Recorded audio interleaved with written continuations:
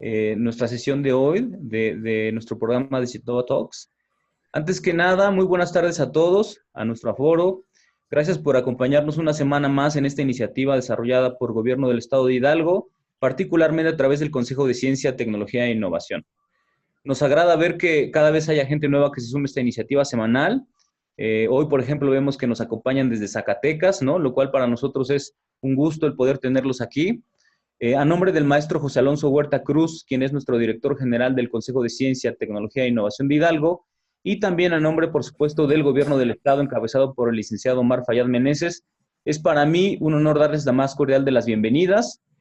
Como ustedes saben, y también para los que no saben, les recuerdo que esta iniciativa de Citnova Talks tiene el objetivo de fomentar y contribuir a la promoción de la ciencia, la tecnología y la innovación para la sociedad, en un formato más amigable con lo que es la condición actual de pandemia por el COVID-19, un formato digital que nos permite seguir contribuyendo a la difusión y divulgación responsable del conocimiento y aprovechando las bondades de la tecnología, teniendo invitados a veces nacionales, locales, hasta internacionales. Justo como el día de hoy nos acompaña una gran aliada, una gran compañera del Citnova, que ya ha contribuido en programas de desarrollo científico y tecnológico para el Estado de Hidalgo, pero que a su vez tiene una gran trayectoria, tanto nacional como internacional, en los ámbitos de desarrollo en ciencia y tecnología, específicamente en el ámbito de conservación y sustentabilidad.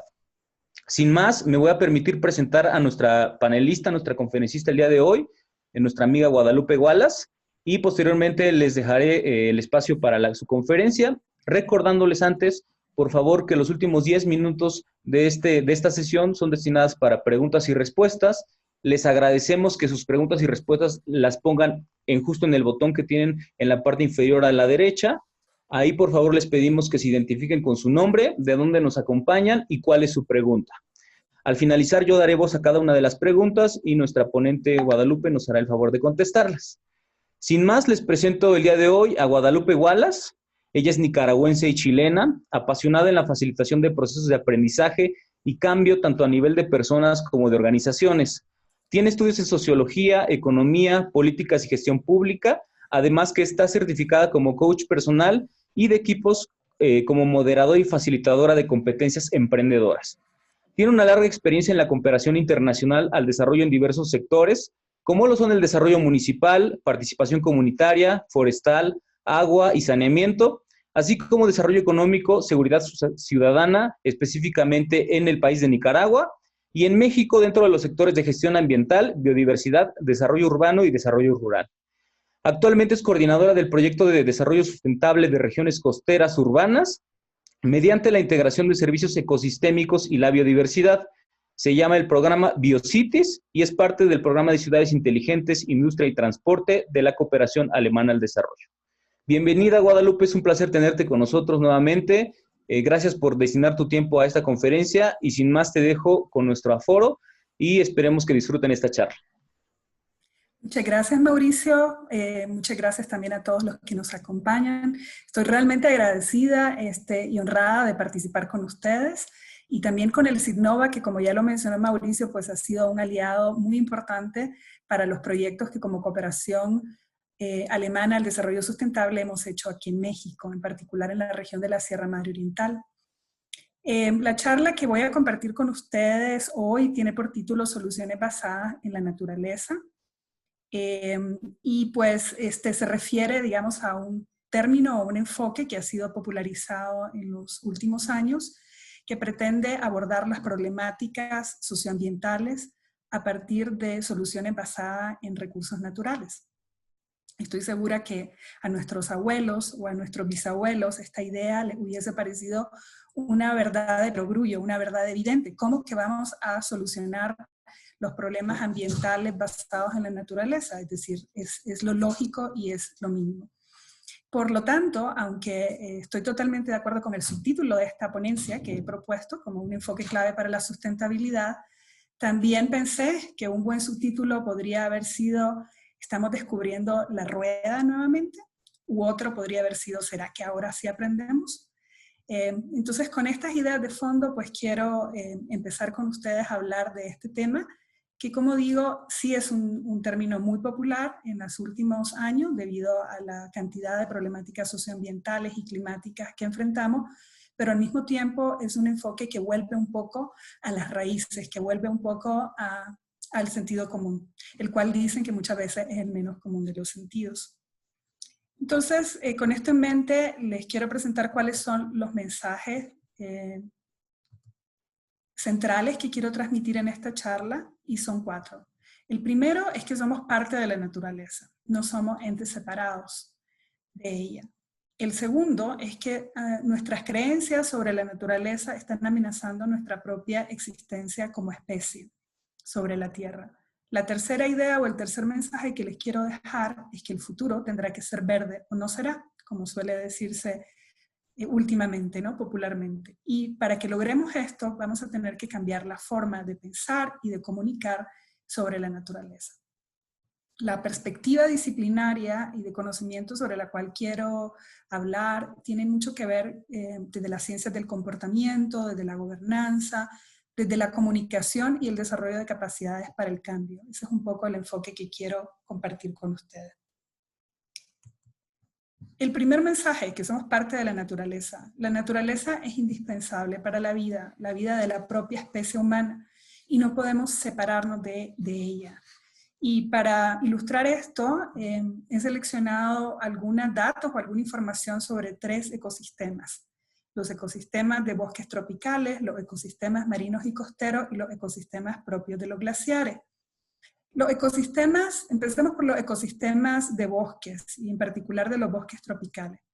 Creo que estos son uno de los ecosistemas más consolidados en el imaginario de las personas, es decir, estamos familiarizados por qué es importante los bosques. En primer lugar, pues recordar que representan el 30% de la superficie terrestre, pero de este porcentaje, alrededor del 56% se encuentran en zonas tropicales o subtropicales. Y digamos que estos son como ecosistemas bastante sexy, ¿no? Desde un punto de vista del entendimiento para el público general. Sabemos que estos bosques tropicales, alrededor del 50% están en América Latina. Y 6 países, dentro de los que se destacan México también y Brasil, pues tienen alrededor del 60% de todos esos ecosistemas. ¿Qué nos proporcionan los bosques? Los bosques, en primer lugar, son fuente de una enorme biodiversidad, es decir, una gran variedad de especies, animales y vegetales que ofrecen una cantidad de recursos y de servicios indispensables para la vida. Nos ayudan a la regulación del clima, porque ayudan a secuestrar o a capturar el dióxido de carbono presente en la atmósfera. También hacen son una fuente de alimentos tremenda para la humanidad, pero también de fibra, de leña, de medicamentos. Ayudan en la formación del suelo, en el ciclo de nutrientes, en el ciclo del agua. Y en general, pues son ecosistemas con grandes beneficios, ¿no? Hay otros 2 sistemas menos conocidos para el público en general, aunque en los últimos años sí han sido objeto de mucho más difusión, que son también los ecosistemas marinos y costeros. También hacen un aporte muy importante en la regulación del clima, absorben alrededor del 23% del todo el dióxido de carbono presente en la atmósfera. Son una fuente de alimentos también muy grande, se podría decir que son los sitios de cosecha silvestre más grandes del mundo, en los que se puede recolectar alimentos como peces o mariscos. Son una defensa importantísima frente a eventos climáticos extremos como inundaciones, huracanes, aumento del mar, evitan la erosión de las playas. Son algunos de ellos como los manglares, reservorios y depuradores de agua potable, y también fungen un papel muy importante en la retención de contaminantes. Hay algunos datos bastante interesantes. Por ejemplo, parte de los ecosistemas costeros o marinos que encontramos, como los pastos, por ejemplo, el pasto marino, las marismas salobres y los manglares, a pesar de que solo representan el 0.5% de la superficie oceánica, almacenan el carbono contenido en los sedimentos oceánicos. Y en un año capturan el equivalente a todas las emisiones generadas por el transporte mundial de dióxido de carbono. Así de importantes son, y a pesar, como dije, de representar solo el 0.5% de la superficie terrestre. En general ahora se empieza a hablar más de carbono azul, y el carbono azul, que es el que ofrecen todos estos ecosistemas marinos y costeros, absorben un volumen de 2 a 4 veces mayor que el de los bosques tropicales maduros.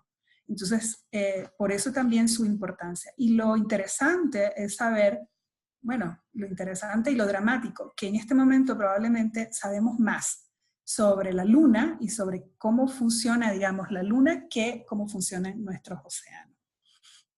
También quería hablar de los glaciares, ¿no? Los glaciares, que son estas grandes masas de hielo presentes en los polos, son responsables del suministro de agua, en particular los glaciares que están en los Himalayas, de agua dulce para más de 2.000 millones de personas en el mundo.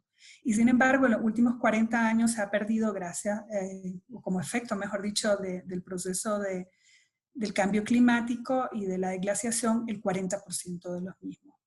Entonces, espero con estas cifras, con estos datos y con estas hermosas fotografías, haber reforzado su conciencia, su conocimiento sobre la importancia de ecosistemas que nos rodean. Y estos son solo 3 de los ecosistemas, de los múltiples ecosistemas con los que convivimos.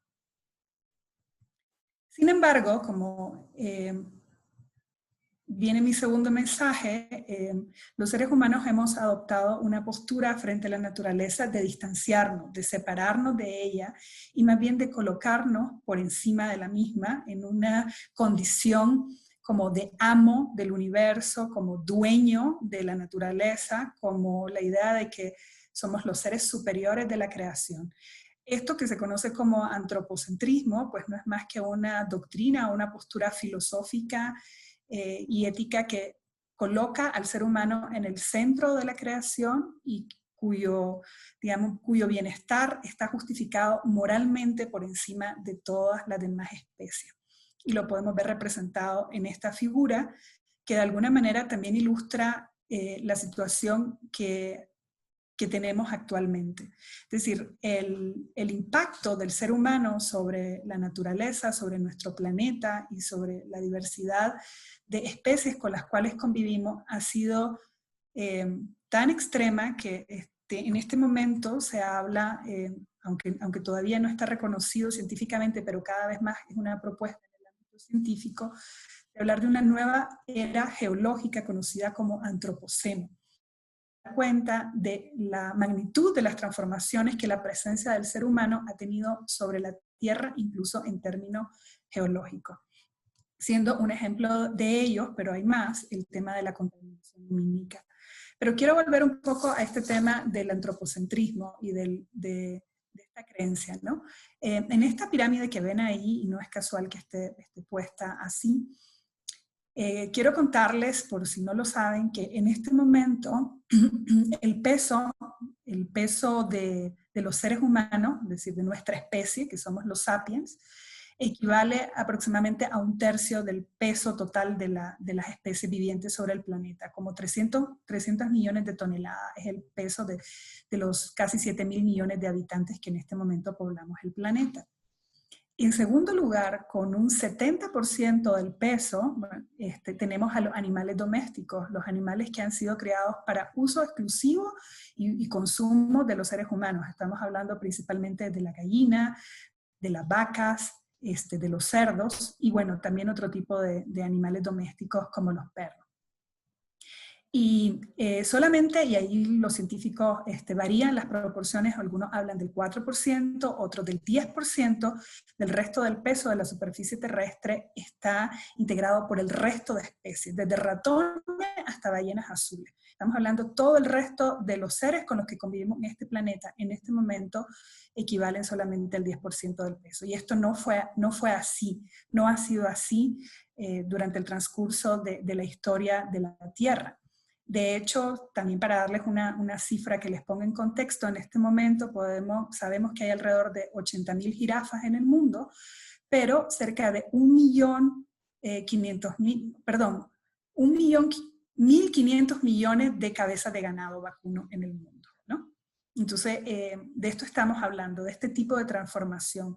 El ser humano se le considera corresponsable de muchas de las extinciones masivas que ha pasado la humanidad, hemos tenido hasta este momento 5 extinciones masivas y ya se está empezando a hablar, seguramente ustedes han escuchado de una 6ª extinción masiva.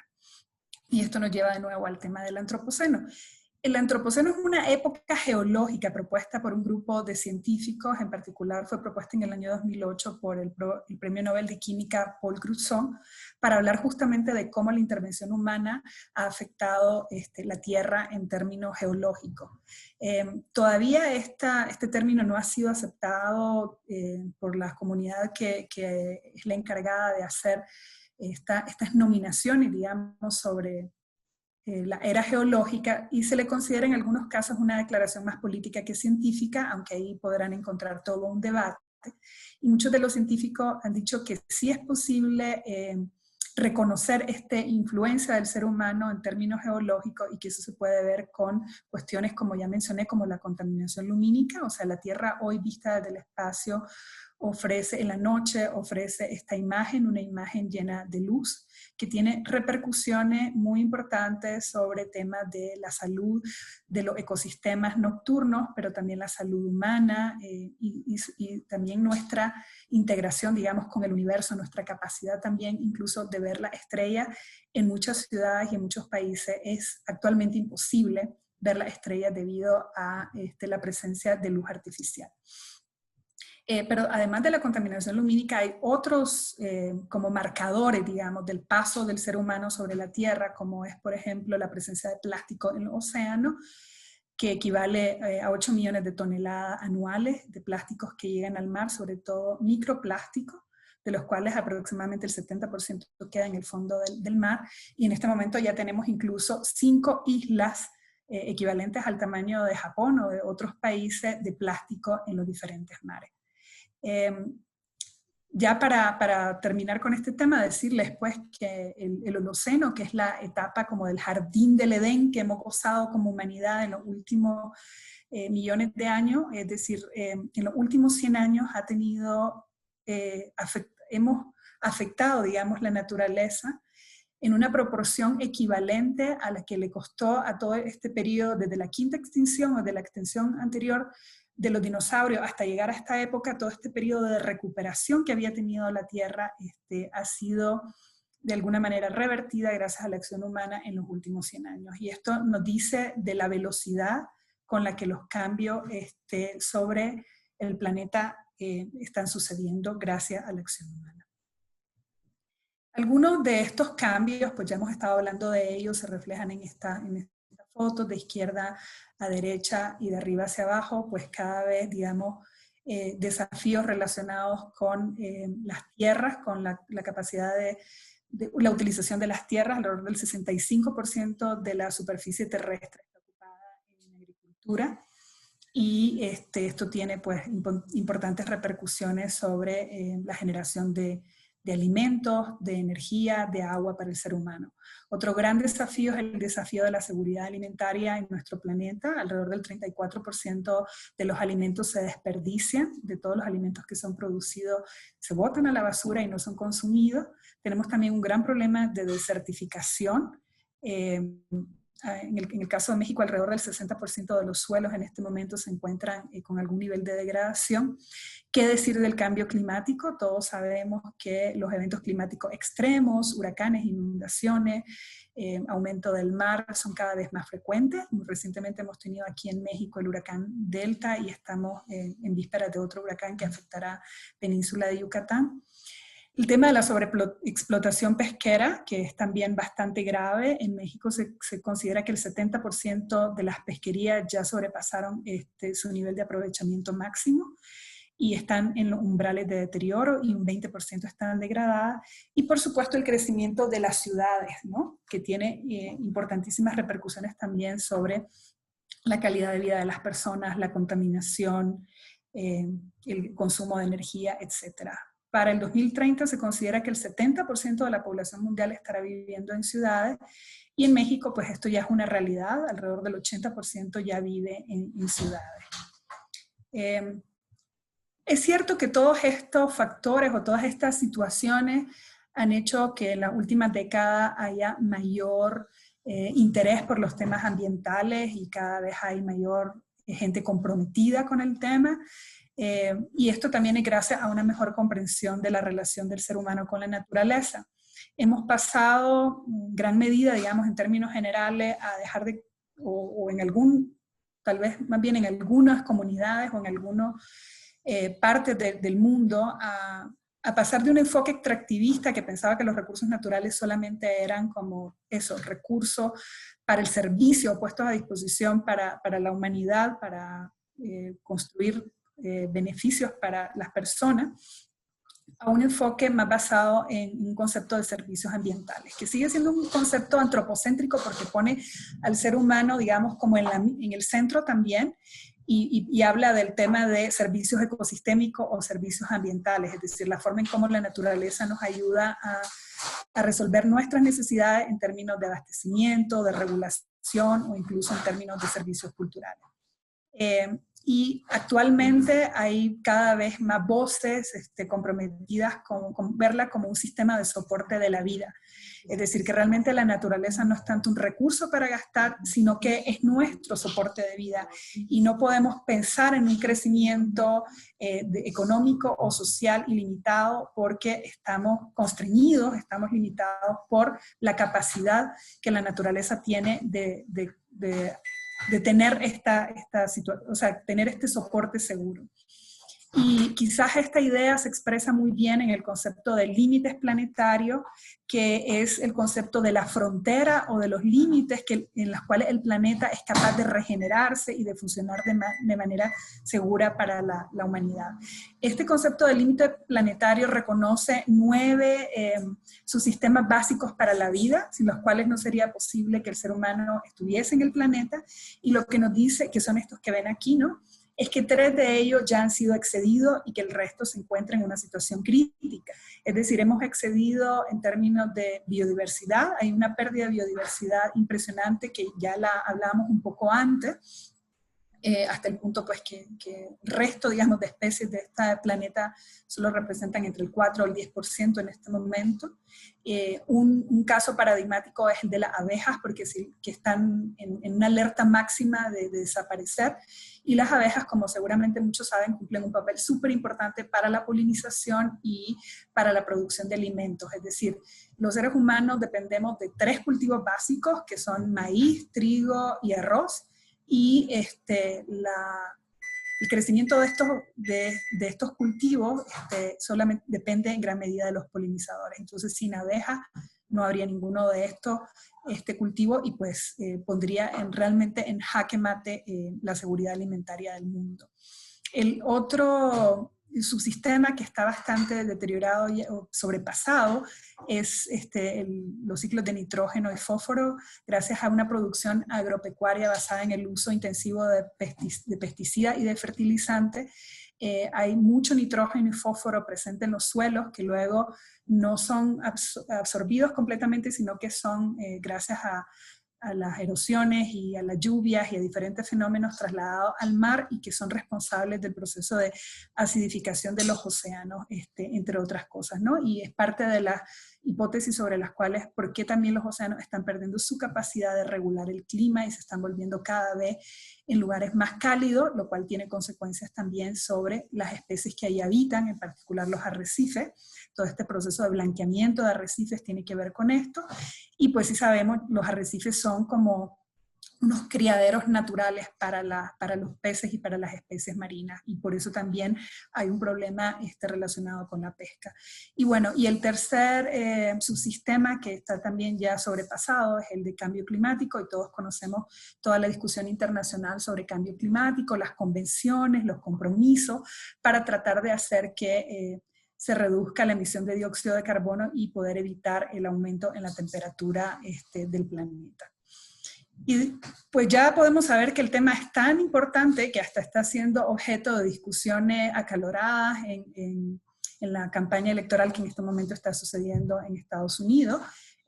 Si algunos han visto los debates, se podrán dar cuenta que han sido temas que han sido incluidos en el primer y en el tercer debate presidencial, ¿no? Algo que nunca había sucedido en la historia de ese país, de las elecciones, de llevar este tema a esta escala. Muy bien. El ejemplo más reciente de todo este impacto sobre la vida, sobre los seres humanos, es sin duda alguna el COVID.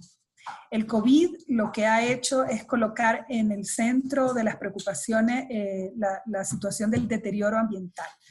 Aquí vemos pues esta imagen del pangolín, o sea que ha sido como decretado como el responsable o el vector primario por medio del cual se ha transmitido el coronavirus. Ya todos creo que conocen la historia, también se ha hablado, bueno, del pangolín y de las heces comidas por los murciélagos, y el murciélago como responsable también de la propagación del COVID. Y pues yo creo que no tengo que decirles a ninguno de ustedes lo que el COVID ha representado en términos de impacto sobre la economía mundial, sobre la salud de las personas, etc. Y el COVID, pues la pregunta que nos podemos hacer es si es causa o consecuencia, o sea, ¿cuál es la causa y cuál es la consecuencia? Muchos han dicho que la causa del COVID pues, fue el pangolín.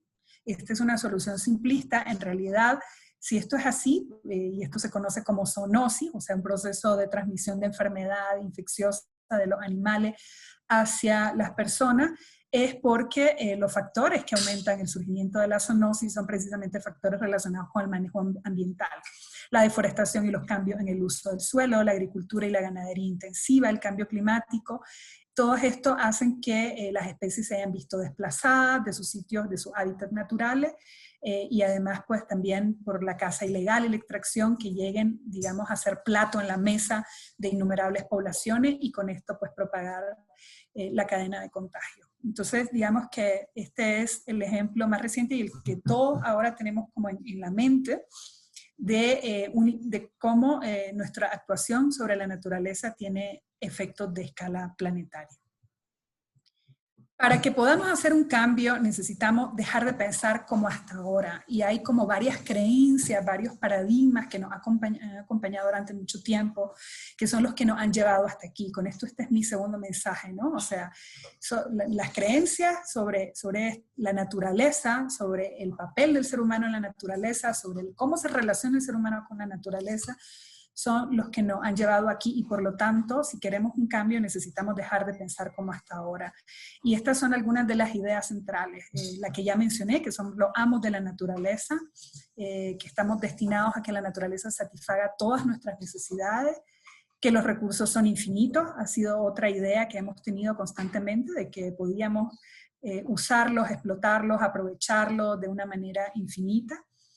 Por supuesto, lo que está detrás también es una concepción de un modelo de desarrollo donde lo clave y lo que nos hace importante es tener o consumir, el consumismo desbocado, y asociado a eso un montón de paradigmas, ¿no? La idea también de que podemos controlarlo todo, esta idea también como amos de la creación, de que somos capaces de poder controlar cualquier intervención humana y resolverla con soluciones tecnológicas, y la idea de que el mañana no existe también. Quiero explicar esto último porque muchas de estas ideas tienen que ver con sesgos cognitivos que tenemos los seres humanos. Los sesgos cognitivos son errores sistemáticos en el pensamiento que afectan las decisiones y los juicios, es decir, influyen en nuestra percepción del mundo. Es un poco cómo funciona nuestro cerebro, cómo razona nuestro cerebro frente a ciertas cosas. Y un sesgo muy importante es que al cerebro le cuesta entender mucho hacer en el largo plazo, o sea, pensar en el largo plazo y hacer una evaluación de riesgo. Y más bien tendemos solamente a reaccionar sobre amenazas inmediatas, pero no amenazas de largo plazo. Esto tiene que ver con nuestra evolución y cómo hemos sido configurados por nuestra evolución para responder a las amenazas inmediatas. Esta creencia de que, o sea, le prestamos más atención a un problema concreto, como una amenaza, por ejemplo, de un atentado terrorista, algo que nos puede afectar, que algo que estamos planteando que va a suceder en mucho tiempo, ¿no? Y eso también tiene que ver con otro sesgo cognitivo que se llama descuento hiperbólico, o que se conoce como descuento hiperbólico, que le prestamos más importancia al presente que al futuro. Y otro que se llama la falacia del costo hundido, es decir, que tenemos una predisposición a mantener el rumbo de las cosas no importa las evidencias de que estas cosas están cambiando. Y un buen ejemplo podría ser frente a los combustibles fósiles. Estamos tan acostumbrados a utilizar combustibles fósiles que a pesar de que en este momento sabemos que las energías renovables son la mejor opción, digamos, en términos de la sustentabilidad, seguimos todavía pensando un poco que esta es la solución porque esto es lo que conocemos desde la, digamos, revolución industrial. Aquí quiero dejarle dos recursos que recomendaría mucho para quienes quieren profundizar en este tema de las creencias, pero también de las situaciones y decisiones que nos han llevado hasta ahora.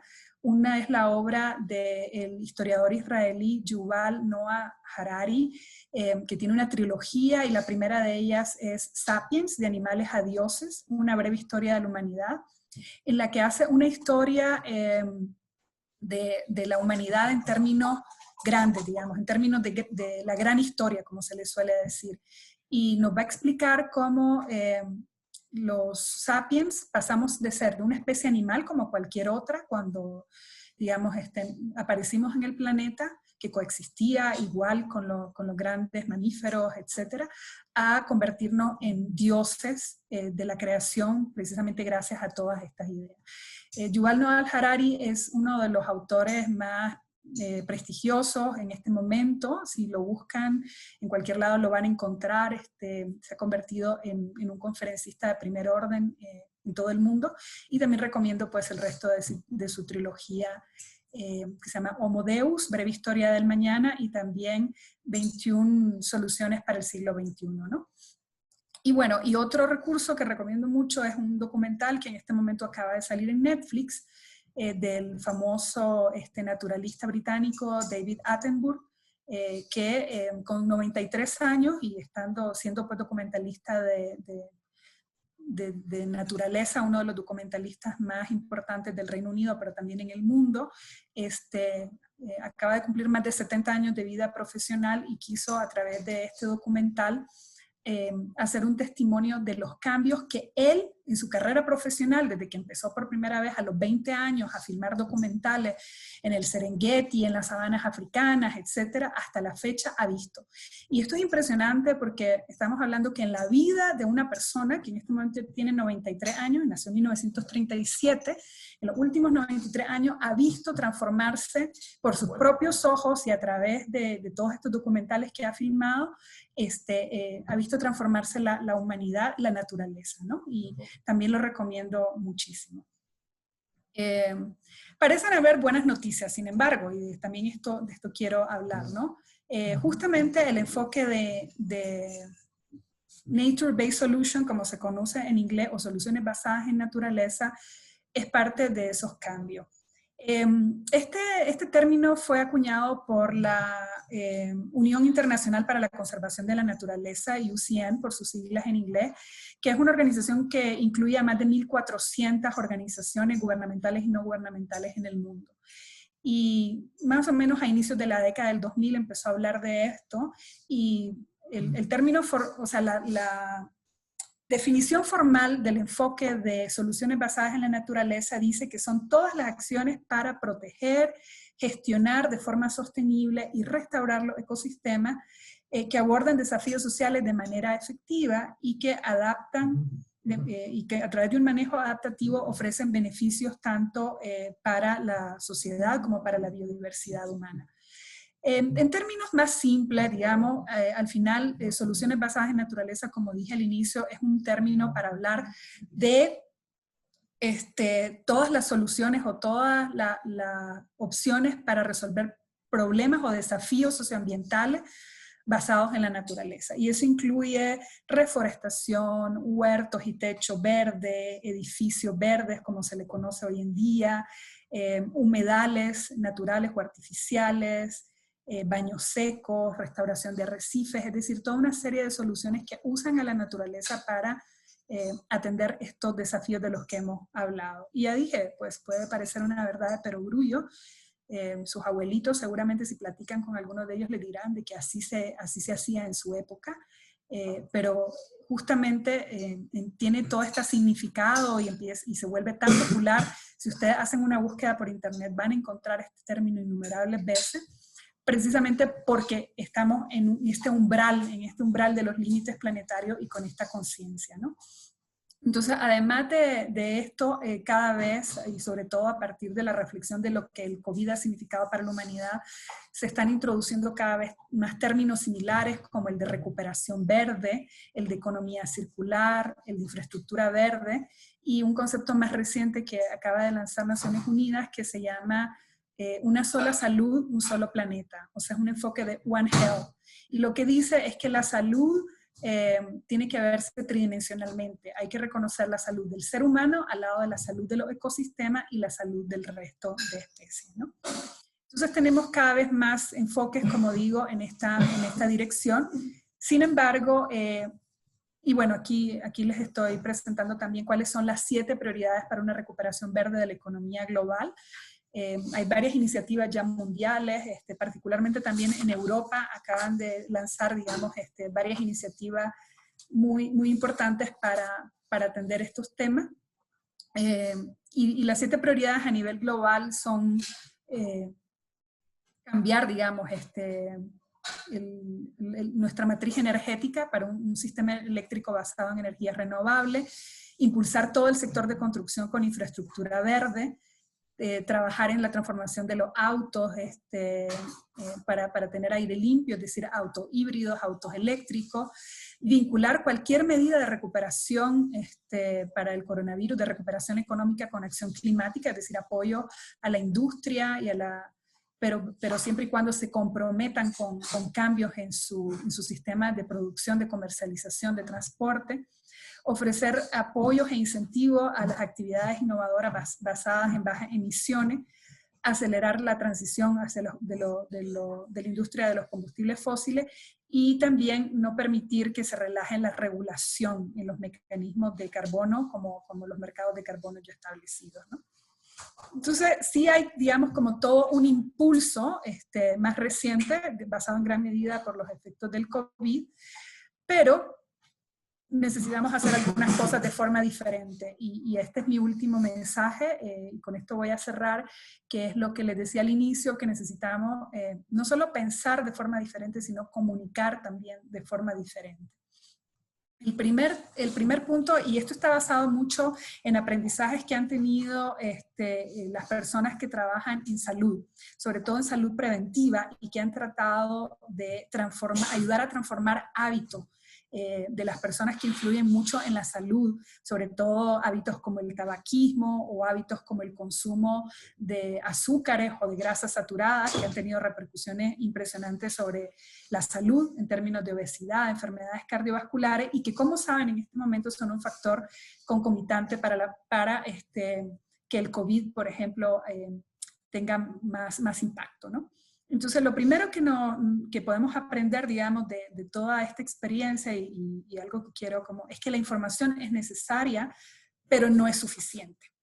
Todos conocemos, por ejemplo, políticas de etiquetado o digamos, políticas de regulaciones, de emisiones, y conocemos como mucha información que se hace para alertar, digamos, sobre los riesgos de salud o sobre la compra de productos ecológicos. La información es muy importante, por supuesto que sí, es un paso, pero lo que quiero decir es que no es suficiente. No es suficiente porque lo que las personas necesitan, y esto tiene que ver de nuevo con nuestros sesgos cognitivos y cómo funciona el ser humano, son herramientas para el cambio. Es decir, muchas veces cuando recibimos información, nuestro cerebro, en nuestro lado racional, las comprende, dice, es cierto, es grave, hay que hacer algo, pero dependiendo de cómo sean presentadas, del volumen y todo eso, también pueden llevar como un efecto de una sensación de que te abruman, ¿no? Y que hay demasiada información y que no sabes qué hacer con ella. Y bueno, yo como ser humano, como persona individual, ¿qué puedo hacer? Entonces, además de dar información, es importante ayudar a las personas con herramientas para el cambio, que ellas entiendan concretamente en sus vidas personales, en sus decisiones de todos los días, qué cosas pueden hacer para convertir esa información en una decisión.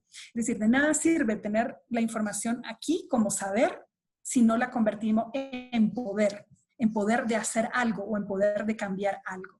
Y toda nuestra vida cotidiana está llena de ese tipo de decisiones, desde cómo nos vestimos, si decidimos vestirnos con prendas sintéticas o con prendas, por ejemplo, o fibras naturales, o si cambiamos ropa cada vez que cambia la temporada de la moda, o cada vez que hay un Buen Fin, o cada vez que hay, digamos, como, ¿cómo se llama?, descuentos en las tiendas. Desde si decidimos caminar, tomar transporte público o usar el coche, el tipo de comida, si decidimos comer carne o decidimos comer un poco más de vegetales.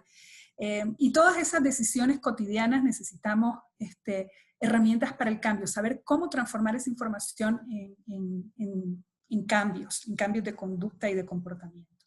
Eso sería un tema. Otro tema es que es mejor usar mensajes positivos que apocalípticos. Mucha de la divulgación sobre los temas ambientales y de la sustentabilidad utilizan un enfoque del desastre, de la pérdida. Yo misma, cuando estaba tratando de explicar el peso, el impacto que los seres humanos han tenido sobre el planeta, les di cierto tipo de desinformación, ¿no? De cómo se han perdido tantas especies, cómo estamos contaminando los océanos, cómo se están talando. Y si bien eso también es, digamos, como una pieza que para cierto público y hasta cierto nivel es importante, en algún momento desconecta y hace que las personas más bien se alejen de estos mensajes porque por diferentes razones, ¿no? O sea, la negación, el sentimiento que ya les dije de sentirse abrumado, de no saber qué hacer, y está probado, y esto es parte de los sesgos cognitivos, se llama efecto marco, de que es más posible que actuemos con un marco de acción positivo que con un marco de actuación negativo. Es decir, es más posible que estemos movidos a actuar, ¿no? Si decimos un futuro de energía limpia va a permitir que vivan más personas, que vamos a extinguirnos por el cambio climático, ¿no?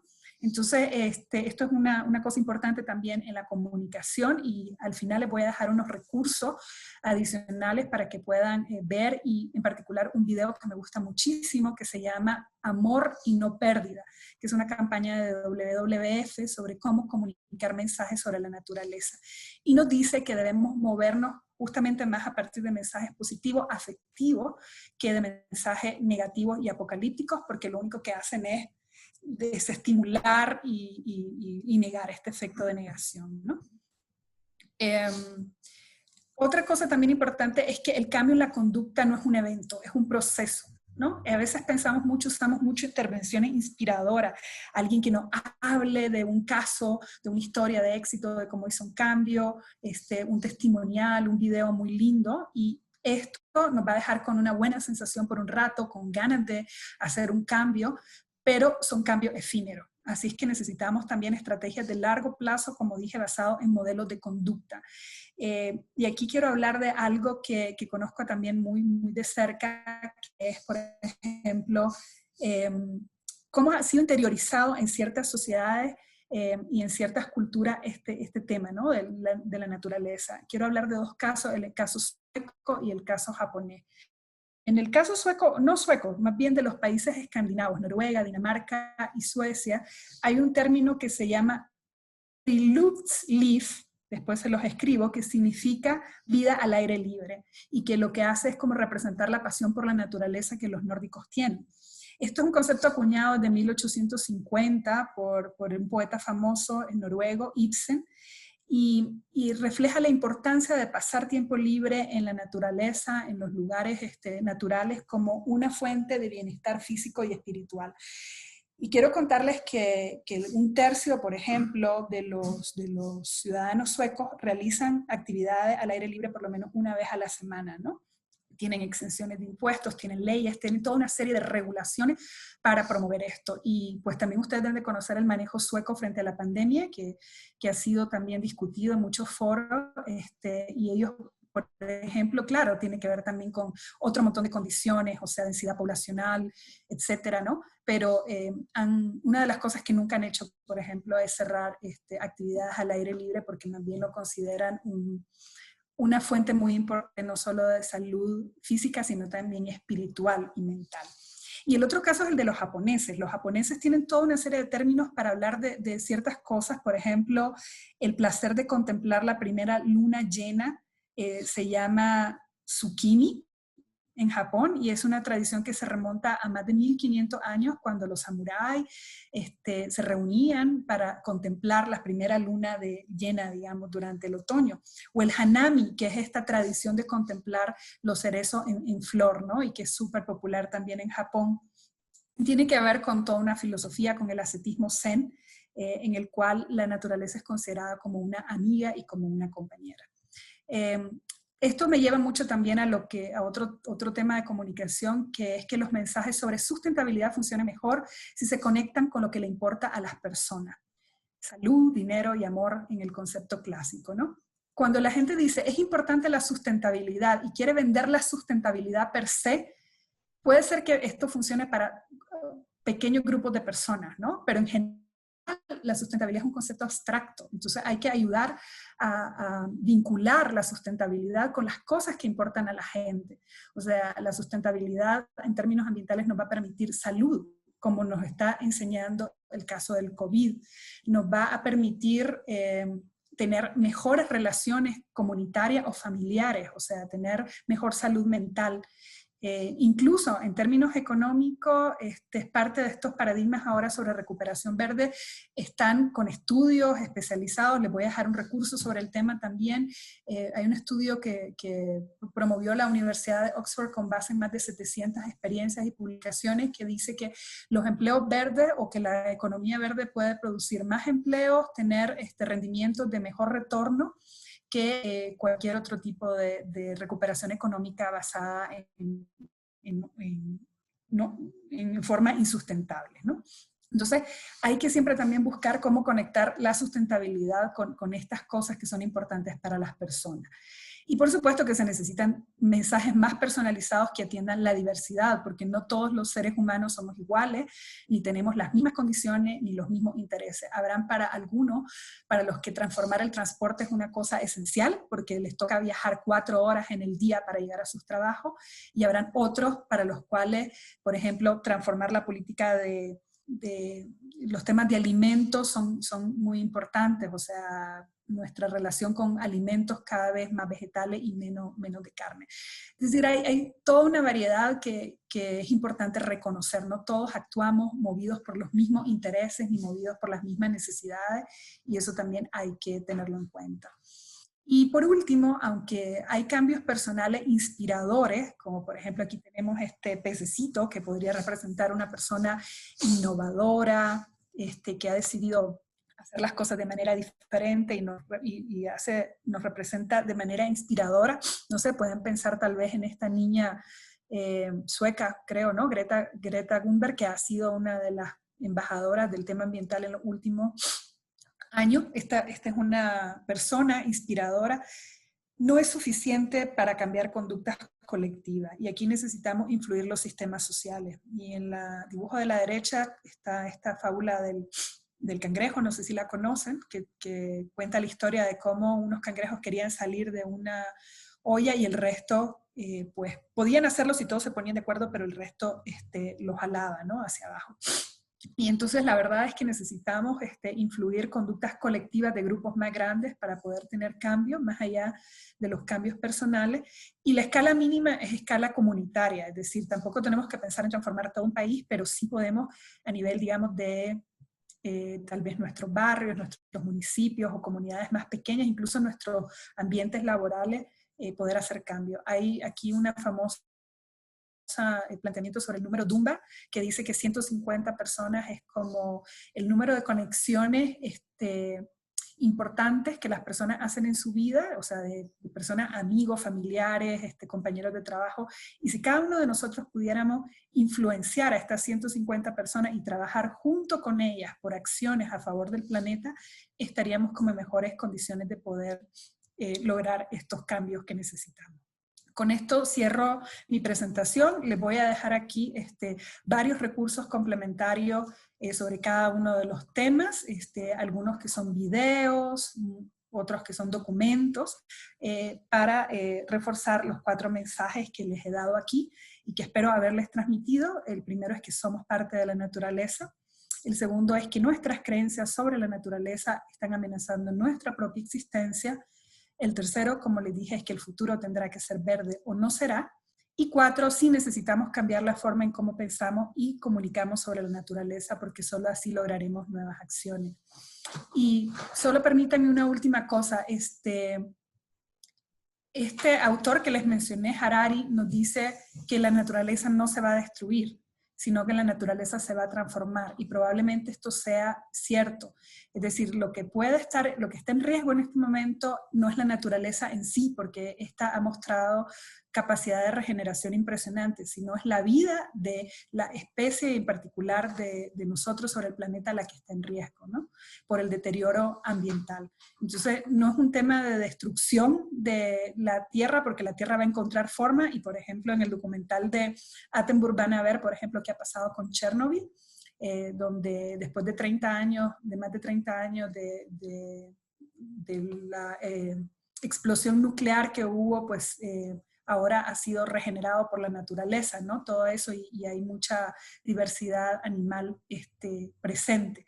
Entonces la naturaleza va a seguir con o sin nosotros, seguramente transformada, y tal vez no transformada tan para bien, pero sí seguirá. Más bien aquí de lo que estamos hablando es la posibilidad de seguirla compartiendo, de seguir viviendo en ella como parte de un todo, como parte de un solo mundo. Y con esta idea pues termino, y con mucho gusto ahora leemos sus preguntas y sus comentarios, que también son muy bienvenidos. Gracias. Perfecto, muchas gracias, Guadalupe. Digo de antemano, una magnífica charla, magnífica conferencia que nos hace ser más responsables y conscientes. Mira, los invito a nuestros invitados, todavía hay tiempo, voy a empezar a leer las dos preguntas que están ahorita disponibles. Si en el transcurso llegan más, por favor, recuerden nada más poner su nombre, de dónde nos acompañan, ya sea si son emprendedores, si vienen de alguna institución educativa, y por último su respuesta. Entonces, Guadalupe, si me lo permites, te voy a leer una por una, creo que son algo extensas. La primera es de Rocío Ramírez, de la Universidad Politécnica de Pachuca, y dice: sabemos que muchos de los problemas ambientales causados por el antropocentrismo podrían resolverse con un cambio de conciencia. ¿Cómo podríamos resolver a corto plazo la relación entre el ser humano y su impacto al medio ambiente si las personas no están dispuestas a anteponer las necesidades del planeta a las propias? Esa es la primera pregunta. Pues espero también haber ilustrado un poco cómo aquí la clave es que las personas entiendan que las necesidades propias están vinculadas a las necesidades del planeta, es decir, que somos una sola cosa. Justamente esta idea de separar y de decir aquí está el planeta por un lado y aquí estamos los humanos por el otro, es el que no permite que hayan soluciones, y más bien un desencuentro. Entonces, básicamente, este proceso de comprensión, de ilustrar, de comunicar, que es digamos, es un destino y es un futuro compartido, y que el bienestar y la salud de los seres humanos va a depender del bienestar y de la salud de la naturaleza. Creo que es el enfoque central. Es un poco el enfoque que propone por ejemplo, el que ya mencioné, One Health. Entonces hay que ir más en esa dirección, en explicar esta integración sistémica, ¿no? Y no hacer esta separación entre que son dos cosas diferentes.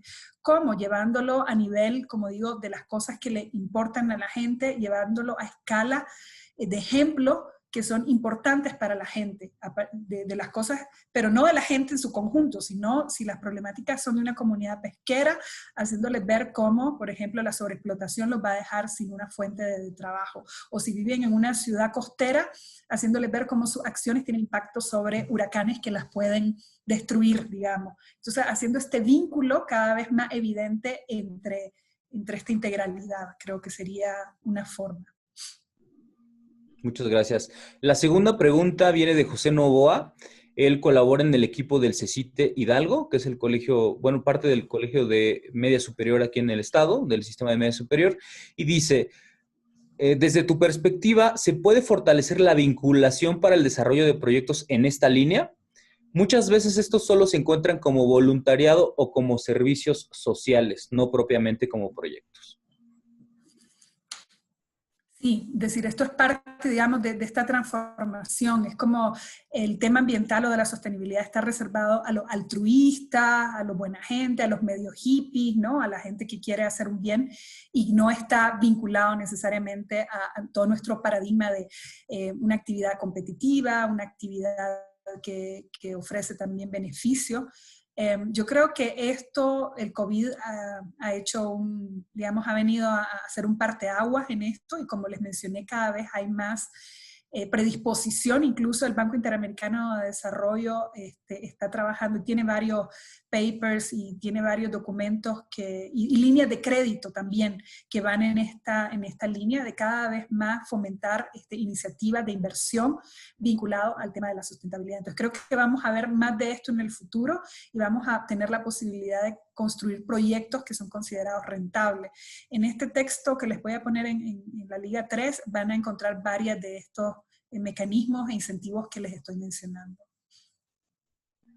Perfecto. Hay otras 3 preguntas. Con estas cerraríamos.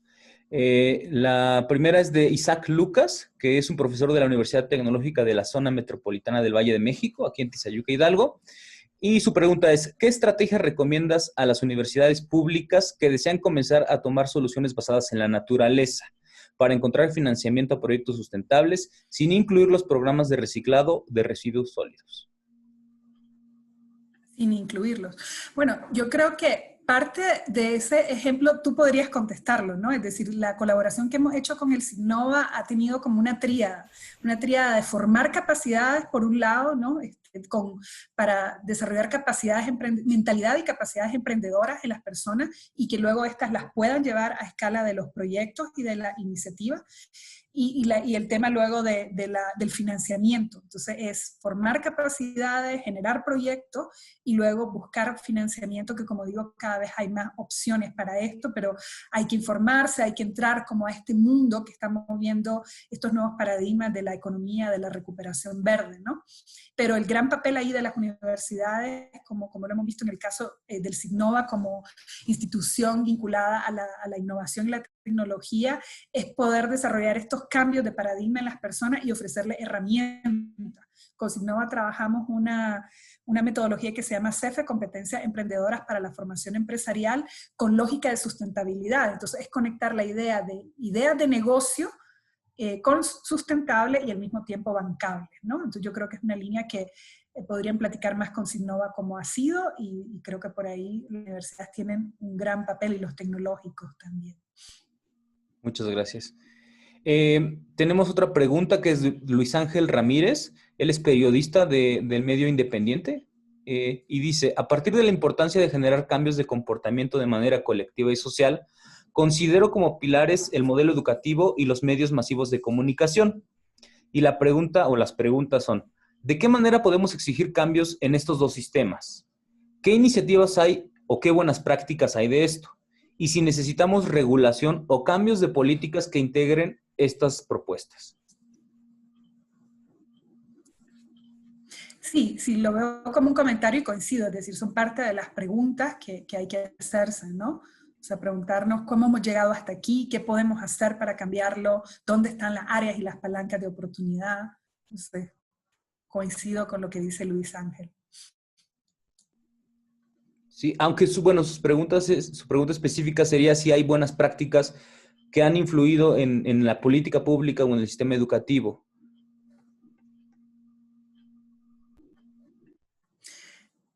Sí, hay buenas prácticas. Yo ahorita tengo en mente una muy específica. Esta es una iniciativa en la que hemos participado junto con varias instituciones que se llamó Ecochavos, que fue una estrategia para llevar el tema de la educación ambiental a las escuelas de varios estados, particularmente en Puebla y Veracruz fue bastante exitoso.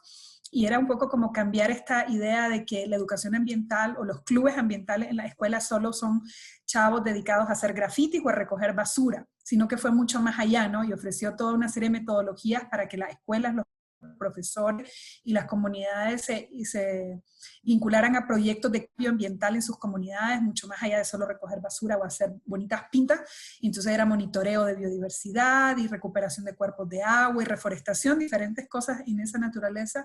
Y a partir de esa experiencia, la Secretaría de Educación Pública del Estado de Veracruz la acogió como una estrategia para todo su sistema de educación media y superior y la está implementando, digamos, a esa escala, ¿no? Entonces es como un ejemplo concreto y sí hay muchos más ejemplos, tal vez no son tantos como los que quisiéramos, pero hay, y pues a nivel tanto nacional como internacional hay a veces como reservorios de buenas prácticas. Hay un proyecto, por ejemplo, de la Unión Europea que se llama Naturbation, que tiene una base de datos sobre soluciones que las ciudades han hecho, soluciones basadas en la naturaleza. Esto es a escala europea. Pero este es un ejemplo concreto. Se podría hablar mucho sobre el tema, ¿no? Perfecto. Bueno, pues son todas las preguntas que tenemos. Nuevamente te agradecemos mucho, Guadalupe, el habernos acompañado el día de hoy, el compartir tu conocimiento y experiencia con nuestra audiencia. Y bueno, aprovechar para decirle a la audiencia que esta iniciativa no termina. Como ya saben, cada semana tendremos nuevas charlas con especialistas de muy alto nivel, como hoy lo fue Guadalupe, que nos compartan distintos temas acerca del uso del conocimiento. El día de hoy fue la conservación. Y bueno, los invito y de una vez les doy, digamos, la noticia de quién nos va a acompañar la siguiente semana. La siguiente semana va a estar con nosotros el doctor Humberto Villarreal, quien es investigador titular del programa de acuicultura del CIFNOR. Y él es ingeniero bioquímico con una mención honorífica por el Instituto Tecnológico de Estudios Superiores de Monterrey. Tiene un doctorado por Queensland y es miembro de la World Aquaculture Society y fue presidente de la Red Mexicana de Parques Científicos y Tecnológicos.